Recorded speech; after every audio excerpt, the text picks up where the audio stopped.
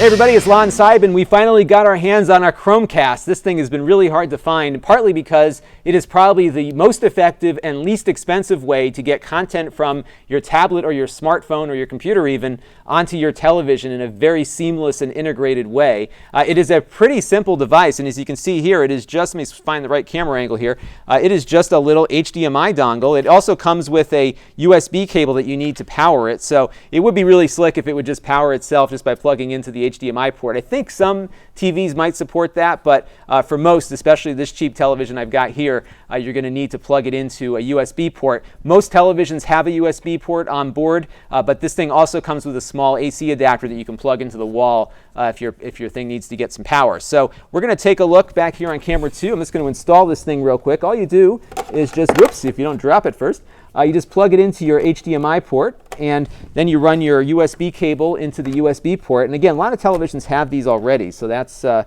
pretty convenient thing, and you just plug that in there.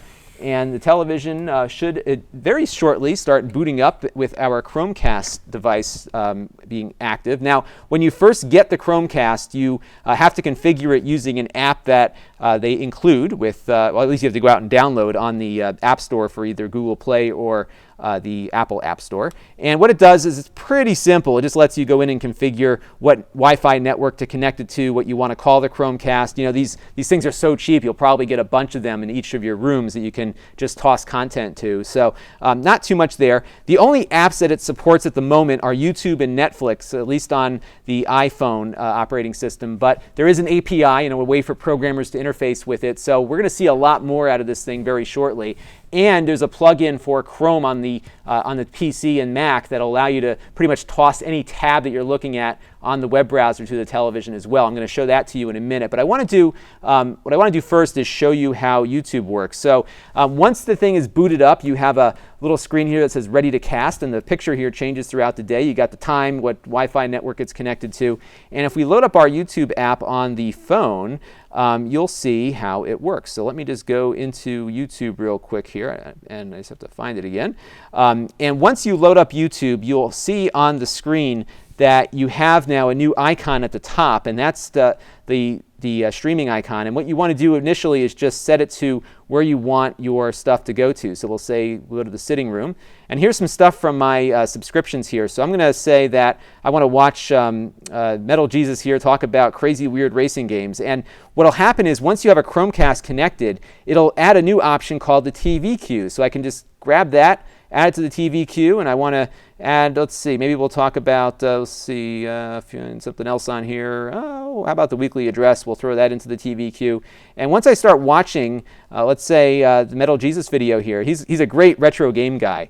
You can see now that my app is tossing it over to the Chromecast, and there we go. We've got the video now playing on there. And if I boot back to the iPhone, I now have this little icon here that'll show me what is coming up next on my TV queue. So you can basically, as you're watching, just keep tossing items into that queue, load up the queue, and just keep watching them on your screen. And it is really fast because what it's doing is instructing the Chromecast to go out and fetch these videos itself. So it's not like the Apple does, which just kind of mirror the video content over to the Apple TV. This thing is actually instructing this Chromecast to log into my YouTube account and go start playing that video that way. And it's been pretty cool. I've been watching a lot of YouTube videos on my big screen just because it's so much easier than waiting for the Apple TV to kind of configure and everything else. I've been really impressed with how that's working. Now, if you want to stream content from your Mac or PC to the Chromecast, you can do that right now only through Chrome, and you have to go into the Google Chrome web store and grab the Google Cast extension, and that will allow you to basically take any tab that's in your Chrome web browser. You've got to be using the browser from Google.